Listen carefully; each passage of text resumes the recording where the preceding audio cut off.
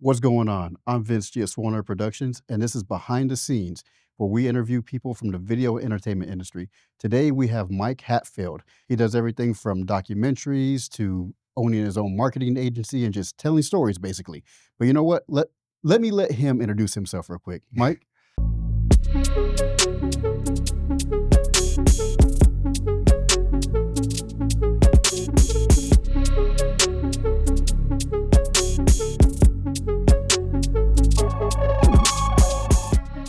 What's going on, guys? I'm Michael Hatfield. I am new here to the Dallas Metroplex area, and I'm a marketing agency owner of Elko Creative, feature documentary filmmaker of Wild Within, and A Journey with Purpose.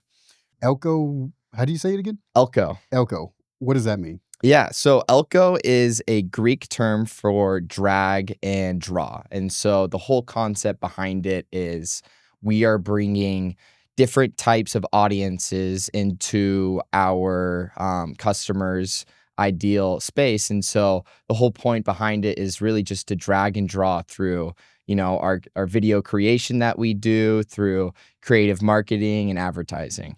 How did you land on that name? Yeah, so it was a name that my business partner actually ran by me at first. I really didn't know what to think about it. I feel like I'm so used to being kind of like in control of like kind of the final shots. I've had my own production company before this, and I really just didn't know how to feel about it. And then eventually, after hearing it a little bit more and more, hearing the understanding of, the heritage behind the word, where it's coming from, it kind of just stuck with me. And I, nowadays I can't stop saying it. I like it. Elko this, Elko that. Describe your logo for me. I'm just curious. Yeah, it's pretty generic.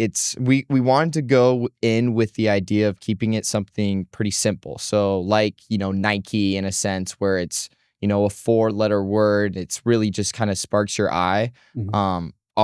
Our logo is very simple. It's Elko, and then we have a slight accent mark around the E, and we color the E with our light blue accents and whatnot. Okay. And it just pops when I look at it. I see something bigger than what it is already. So yeah. It makes me think about how I can grow into the word for the company itself. Okay, how long have you been doing video production for?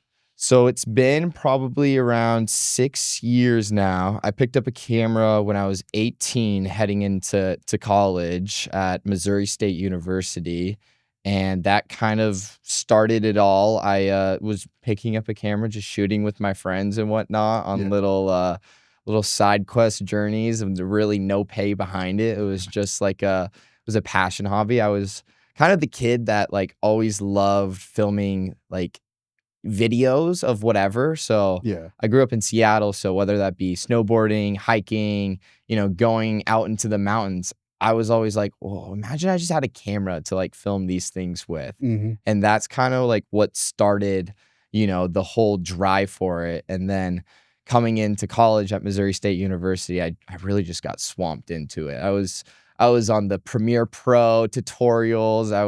Man, I remember doing those. Yeah, bro. It was fun. It was like I almost missed that first little bit of like when you first pick up the camera. Yeah. Everything's so foreign to you, and it's like it's all just like a learning game. And now it's like you learn certain little tricks and whatnot, and it gets a lot more time consuming rather than just looking at a video and then being able to take the camera out and apply that right away. Yeah. What was your first camera? So my first camera was a GH7, a Lumix GH7. So quite colorful. I loved the colors that you would get off the Lumix cameras, and so that was probably like what $399. Yeah. I got a little package off of like Facebook, Marketplace, and yeah, I fell at home with that, and I think that was at the time when I was just filming with my friends and whatnot, and that kind of started it all. I haven't really used a GH7. I've used it a couple times, but not enough to really be familiar with it.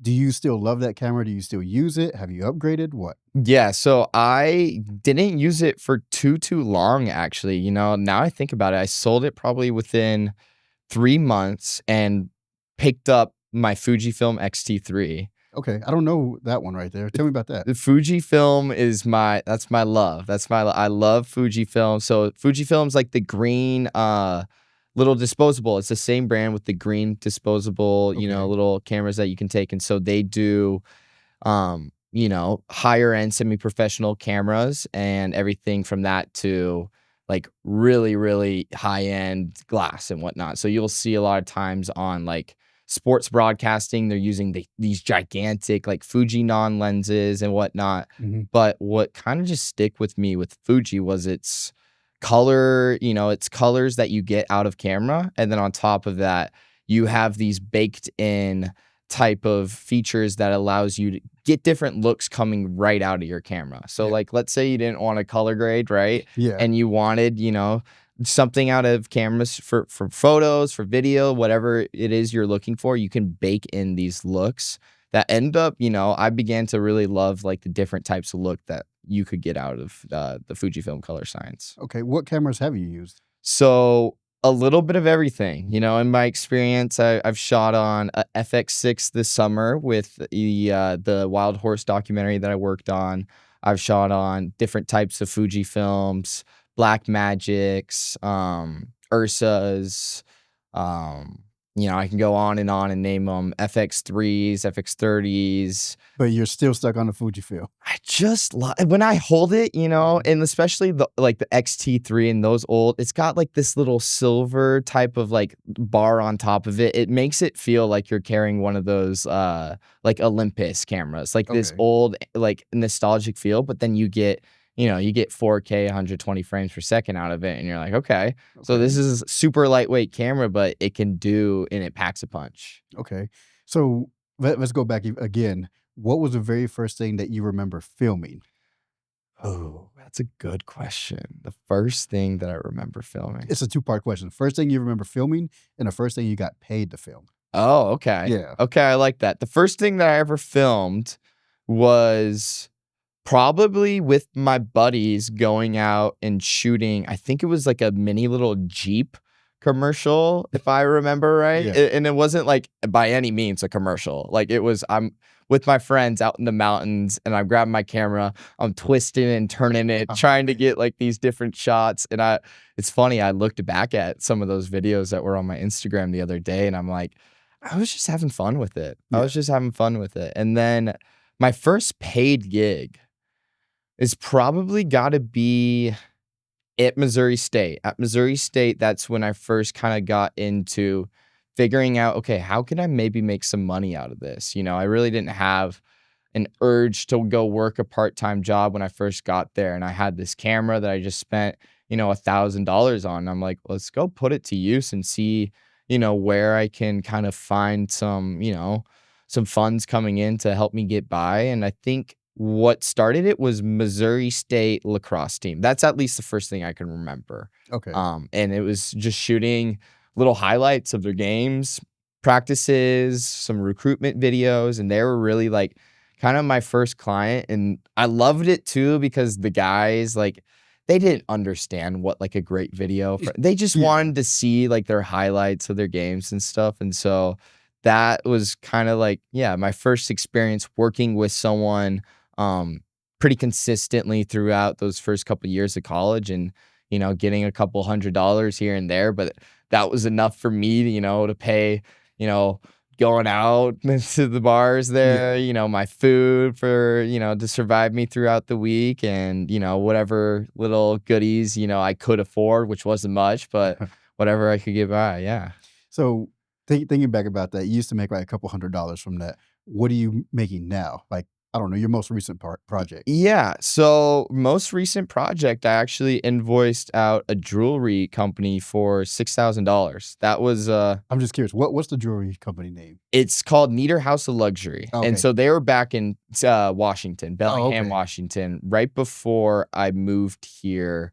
I got that shoot all taken care of, and it was a bigger package for me, a couple videos, more conceptual type of style where we were going in and really getting an idea of, okay, hey, what is it that your business does? How can we create, not only something that looks good, because I think there's a fine line of creating something that looks good, but then also speaks to, you know, what their customer would be wanting to know. And so we did a whole deep dive into the jewelry process, from the custom design process that they have there to the, just kind of hero brand video, which is what I call it. But it's really just kind of like a recap video, getting people to want to walk in the door, understand what products they sell.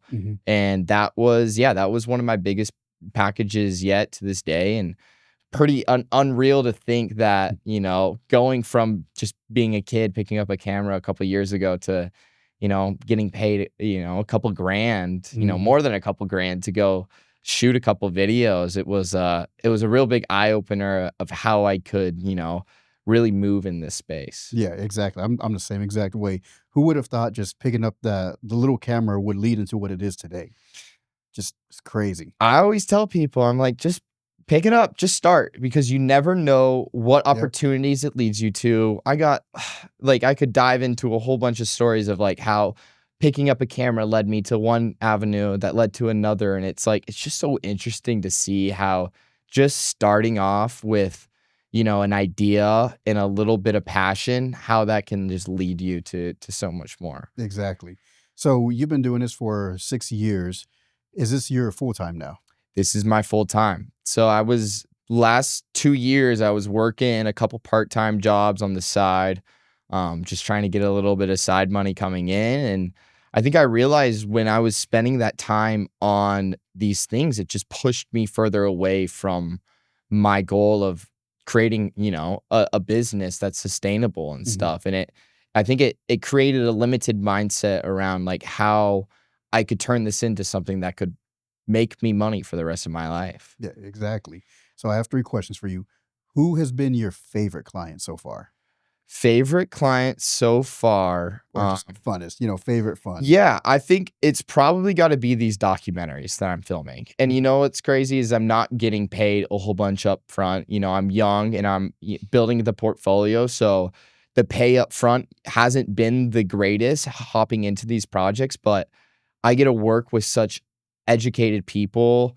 I've gotten to work with such incredible people. I filmed a dude rollerblade across America. Like, there's no way of describing how, I got that opportunity, but because of it, it led me to so many other like avenues. It taught me so much more about not only, myself, but how to keep good track of my health, discipline, just taking initiative in my life and really curating the life I want to live, I tell my wife all the time, like, it's just crazy that from a video camera, the opportunities that we get to explore. Like, I would have never gone shark hunting. I would have never gone gator hunting. I would have never been in like a place where they make airplane parts. It's just the opportunities all because of a camera. It's just crazy to think about. It is crazy, man. Sometimes I'm like, I need to give more praise to the camera itself. Like, people don't understand that. It's like, it's just a tool, but that tool has allowed me to live such a blessed life and is allowing me every day now to meet such cool people, to start conversations with, people that I never would think I could, hop in or talk in a room with, like yourself. Like, I never thought I would be on a podcast, and here I am, all because of just, the fact that I picked up a camera one day and fell in love with it. Exactly. So, all right, we talked about your favorite and your funnest. What about your worst and your craziest?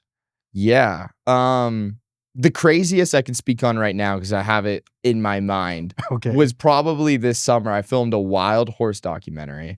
I knew nothing about horses heading into this. Like, not a damn thing. Like, I couldn't tell you a thing about like, other than maybe when I was a kid, like I remember vaguely I maybe rid a horse, but other than that, couldn't tell you anything about their dynamics, what they are like, other than they're cute to like look at and stuff. Yeah. But I went out of this like experiencing an experience I never thought I would ever experience. In the middle of nowhere in the mountains, we're out there with $40,000 worth of camera equipment rented out and stuff. I've got like a little tent that I'm editing and uploading this footage onto every night. And then you're hearing like bears and like these like sounds in your little tent while you're trying to focus on your work. And I'm like, what is my life right now? Like I'm it felt like thousands of miles away from civilization. It was probably a good 20 miles, but like in order to get up to where we were meeting these horses, Mhm. especially in the Pryor Mountains in Wyoming, it was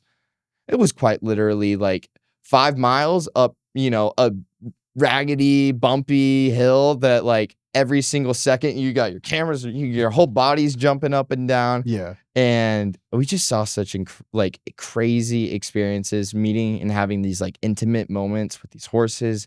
You get pretty close to them. Of course, you couldn't go pet them because they're wild horses and stuff, but I just saw a different side of wild animals. And I think that was probably like just the craziest overall experience. It was 7 days out in the middle of Wyoming, Utah, and it was just this crazy experience that I just gotta, soak in and really capture the moment essentially of, just people reacting to this space.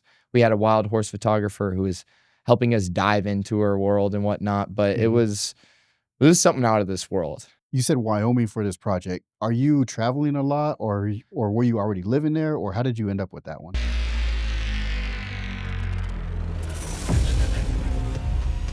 So this is actually the same producer director that connected me, or that got connected with me on that rollerblade across the country journey. And Okay. so he wanted to reach out to me because he knew I could, be out in this crazy environment and get the shots to tell this story. And Mhm. so he was there curating the conversations, getting the whole crew ready, prepping just about everything, and now he's handling all the back end side of things, which is, just been a blessing learning by Mhm. someone's side who's so educated and knowledgeable.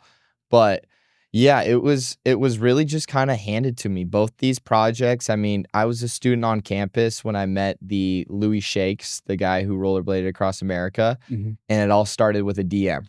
He DM'd me. He was like, "Hey, I'm looking for a film student on campus.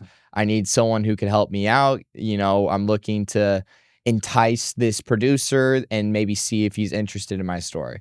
Okay. That one little 5-minute video ended up turning into, a whole career path for me. And so it's sometimes you just never know. And I'm like, Mhm. I'm glad I took that leap of faith. I was 19 at the age. I'm like, I'm at campus. I'm already doing videos for, some sports team. Yeah, I'm gonna take an opportunity to Exactly. potentially, create a documentary. And Mhm. little did I know how much I love that space. Yeah. Is the documentary out for anyone to watch now? So it's in both of them. I'm actually gonna have 4 feature films coming out this next year. And so the Louis Shakes film, A Journey with Purpose, is getting repurposed into 3 different films. Dang. And so it was 3 years of filming this guy on top of the 45 days that we filmed The Journey. Mhm. So we have The Journey itself, which is gonna be a film, the educational side, because he did this all to raise awareness for a skin disease that he suffered. And so there'll be one around the educational side where we interviewed doctors, individuals, getting people's opinions on what the heck he was doing, and then one about the making of the journey. So there was a lot of things that had to go into it. He was a foreign exchange student. Legally, there's a lot of parameters that we had to go around just to be able to do the journey and make sure that he could benefit off it all, Mhm. in the long run and stuff, since he's from France and whatnot. Yeah. And so he had to get sponsored, and that literally didn't happen until he was on the road for the event. So it was a whole, whirlwind of events leading up to it, and that's another part of the film. And Yeah. so there's those 3 and then the wild horse documentary, which I'm really, really excited for. And that's gonna be coming out all hopefully around the same time. My producer director's idea is to have 4 feature films all presented, if Mhm. a couple could get into similar film festivals, that could really help propel, his name as well as ours. Yeah. So yeah, it's exciting, super exciting. I'm excited for you. Like, I wanna check them out. Yeah, yeah, yeah. Alright, so Thank tell you. me about your worst experience so far. Worst experience. Is this like on set? Is Just this whatever. Any worst experience. Yeah. I mean, of course there's the like what happened? Where's my SD card when you show up on Man. set or, Mhm. um It's funny. I've lost a good amount of lens caps in my days. Who hasn't? They love disappearing from me. But if I don't think I even know where those are. dude, you know what? They just disappear. You see them one day, and then the next thing you know, they just pop up years later, and you're like, either your friend has it, he's like, "Oh, I Mhm, found this. Is this yours?" Or it's like they just pop up in a nook or cranny somewhere. mhm. But my worst experience, man, I gotta think on that. I think, hmm. Well, we can rephrase. What are videos that you absolutely will not do anymore? Yeah, that's a good question. I think it's actually crazy because I really don't shut down a lot of opportunities now. I'm pretty open to Mhm, filming just about anything. I think that's how I kind of like built my portfolio is just the open-endedness. mhm, But it's like more and more and more when I'm getting hired out to be a wedding videographer and I don't get to edit, mhm. it's frustrating when you're hopping on these sets, right? And you're getting hired out through a different company, just starting off the last couple of years, that would happen a lot. And then I don't get to have the creative freedom of putting my projects together and sending them out to the client, hearing their feedback and stuff. Mhm, And so I'd say like the weddings where I'm just there with the camera and I'm just the guy capturing the moment and then I don't get to put that piece together. mhm. I think those are the pieces that I'm trying to stray away from. If someone hits me up for a wedding through my own company, Yeah. more than happy to do it. So I think that if there's any good answer, it's like I really don't have a niche that I'm opposed to. Mhm, Even in the marketing space for our agency right now, we're working with a lot of corporate clients. So whether that be roofing, HVAC, plumbing, all these different types of companies, I'm realizing that I enjoy just working with people. I enjoy telling people stories at the end of the day. And any way that I can dive into that space, tell different people's stories, that gives me something to just wake up the next day and be grateful for. yeah. How are you finding your clients right now? Yeah, so a lot of what we're getting into making our own content for our marketing agency. A lot's been through word of mouth. I do a great job on set. People recommend me, and then I'm the king of networking, I like to believe. I'm a talker. So like if when I'm on set, if I'm gonna be there, whether it's through a different company or my company, I'm gonna talk to people. And so many times people, reach out to me, they say, "Hey, I want your contact." And then, further down the line, they ask you for a gig. And so I wouldn't say I've had the greatest success finding clients through my website or through social media. However, I think a lot of opportunities I'm getting now are slowly entering those, paths now that I'm getting further along into it all. But for the most part, it's been through word of mouth. It's been through just doing a good job on set, showcasing to the people that I want to work with them more, that I'm here and grateful just to be able to learn, and then on top of that, showcase my skills. And I think through that it becomes a little bit contagious. People see it and then they remember my name, if that makes Yeah. sense. What do you have planned for the future? Are you working on anything right now, or what's in store? Yeah. So as of right now, Elko Creative is really the main direction of where my brain's on. I've got a lot of endeavors, through the whole agency that we want to hop into. I've had Hatfield Media Productions, my personal LLC, for quite some time. Mhm. And I'm hoping Elko kind of takes that umbrella under it and I can hop more into documentary storytelling, whether that be for advertisements, for commercials, for documentaries itself. And so the whole umbrella of Elko, I would love to expand not only into a place where it's strictly about doing corporate videos to help clients get leads and more into a place where we can tell people stories. Okay. Is there anyone that you just absolutely want to work with that you haven't? Yeah, it's funny. I was having a conversation with a director, a pretty famous director named Nori Neven out here. He's known for some bigger projects and whatnot, and just had a coffee with him, and it was crazy. He was like, chatting about all these people and that he knew and whatnot. And I was like, man, would it be so cool to film with Jimmy Chin? And so I'm not sure if you're Is that familiar. the YouTube guy or no? So Jimmy Chin, have you heard of like Free Solo?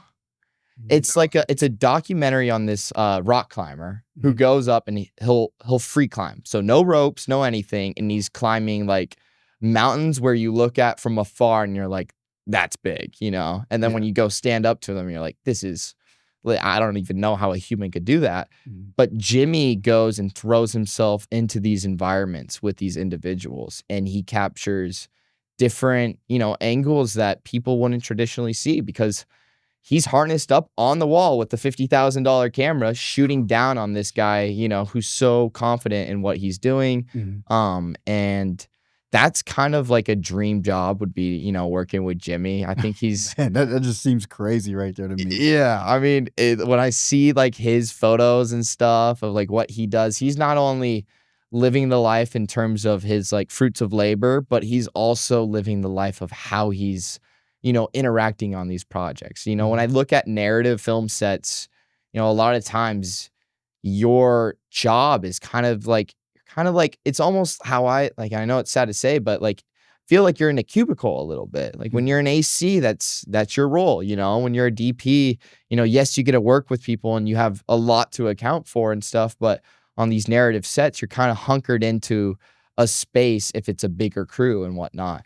And I think with documentary filmmaking, what Jimmy does so cool is he just takes on this role of kind of being the guy who wears a lot of hats. And not only is he, getting creative around how he's getting the shot, he's throwing himself up in creative places where you're like, how did he even get there? Because it's one thing you see a cool shot, but then it's another thing of when you question, how did the filmmaker like physically grab this shot? Yeah. Like what pieces of equipment did he have to get to be harnessed, in this place? How is this person not getting ran over by the bull that's charging him? It's like all these little things where it's like your brain goes to not only, man, this is a pretty shot, but it's almost like, man, this is a pretty shot. And how the heck did they get it? You know, one of those type of scenarios. Okay, talking about equipment, what's next on your list to buy? Yes. Oh, that's such a good question, because I'm a Fuji shooter and I feel like I've kind of hit the mark as to like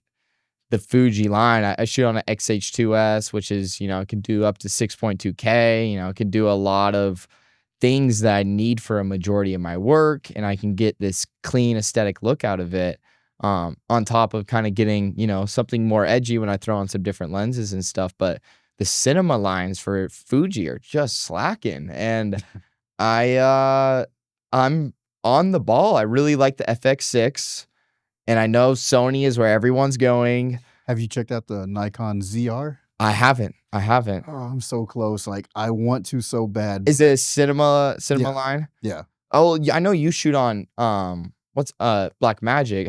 Are you interested in the Pixies? I shoot on Black Magics and Sony. Okay. So I want to stay with the Sony, but that Nikon is like, it's got a big screen, because you know how Nikon bought Red, right? Yep. Yeah, so that's their first. So that's their new like half in between red Nikon camera. Yeah, and the colors look amazing. Okay, well maybe I need to. What's the price looking at that for their cinema line camera? I believe $2,000 or $3,000. Okay. Not too bad. Not too bad. And it comes out, don't quote me on this, but I think it comes out next year in July. And is it a cinema line? Yeah. Okay. That's a pretty affordable price right there, especially going from Red. You're so used to buying a part from Red, and it's like $500 for a cord or just like a little arm attachment. Like, I think that's definitely a lot more doable for filmmakers wanting to get into, the whole, cinema filmmaking space. Yeah, but don't you hate that though? Just because it's video equipment, we're getting charged like crazy prices. yeah. Like, I just absolutely hate To that. be a photographer, and like not having to worry about all the little extra pieces of equipment. Yes, photographers are extremely talented, and there are pieces of equipment that will help get their job done. But the amount of little things we have to do as videographers, the little like pieces of, like, I just bought an SD card that was $300 the other day. Yep. Because my write speed for my camera is pretty fast. In order to shoot on it, I need to this $300 like SD card. I'm like, I could have bought, a camera with that, price. I could have bought my first camera with that same amount of money. So it's just it's interesting seeing, the differences in the two space, and honestly, just all the little things that you need to then elevate your filmmaking even that much more. Yeah. If you had to do it all over again, what would you do?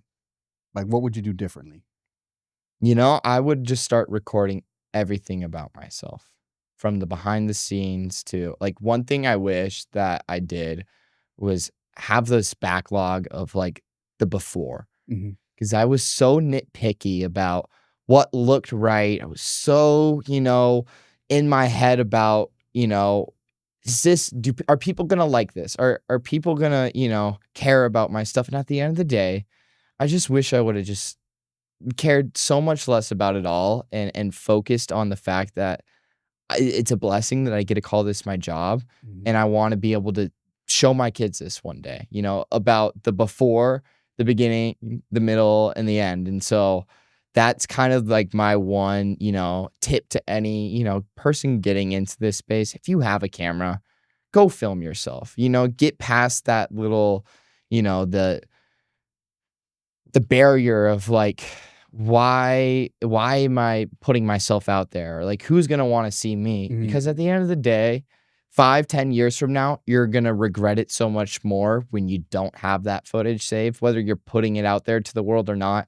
Having it, saving that backlog of like just the whole process, I think is a beautiful piece that I wish I just stopped caring, about, and then also organizing. Yeah. Organize your stuff so that And I'm big on that. yeah, organize it so that it's not a headache further down the line, File, organize your files right, get in a good habit of storing those sound effects and those, musics, maybe even put the musics into different folders so that when you go on your hard drive and stuff, you can go scrub through all these different types of feel, and then you're not having to go look through 50 different songs for what the next song, that you want to place is because you Yeah. have this backlog of, sound effects and music already ready and, pre-labeled and stuff for you to go grab. And I think that's one thing I'm really learning I need to focus on is like, how can I do a good job not only on set, but offset of just keeping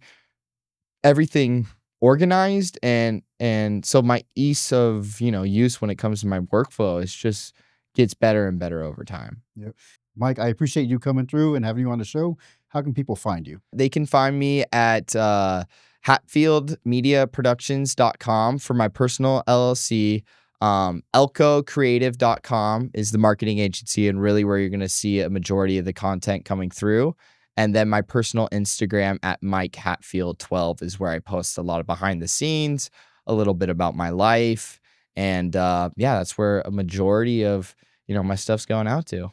Don't wait to start. There's never a good day to start, whether that be filming yourself, whether that be picking up the camera, whether that be, just putting yourself out there to in the world. I think more and more and more, I'm realizing every single day that I'm entering this space, the more I put myself out there, the more I'm starting to love the fact that I like have this opportunity to share my story.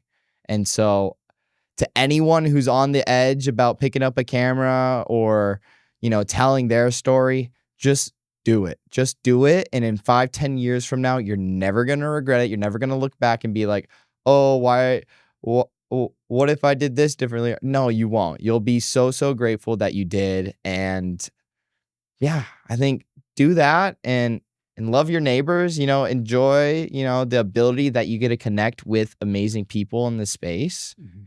And I think that's something I'm, never going to take for granted anymore is the fact that I get to work with creative individuals that love their job too and have conversations like this that just keep the ball rolling, keep us, wanting to take that next step into that next avenue and really just seeing where it goes. Yeah, I agree with you. I All know. right, man. Appreciate you coming on. Yeah, I appreciate it. Nice to meet you, my guy. Pleasure. And where'd you get those like massive arms from, dude? Was it Man. bodybuilding background or Yeah. something? Real quick about me is like, for those who don't know, I used to do like a lot of fitness back in the day. That's Okay. how I got my start, was fitness videos. So it was a lot of bodybuilding, and I wanted to look like a bodybuilder, but not actually like compete and all that kind of stuff. Yeah. So that's kind of like where I got my start, was the fitness. Excuse me, is the fitness videos, and from there, that's where SwoleNerd came from. I love it. I Yeah, love it. And I saw a post today. It was something on roids, like videos on yeah. roids, Content on roids. content on roids. I love that. It made me laugh. I like people need to, get a little edgy out there, Yeah, put your, your feeling out there for what exactly. people, want to experience when they come to you. And Mhm. I think that's awesome, dude. You're killing it. All right, thank you. Of course, man. Of course. But, yeah. Heck yeah. My guy, that was fun.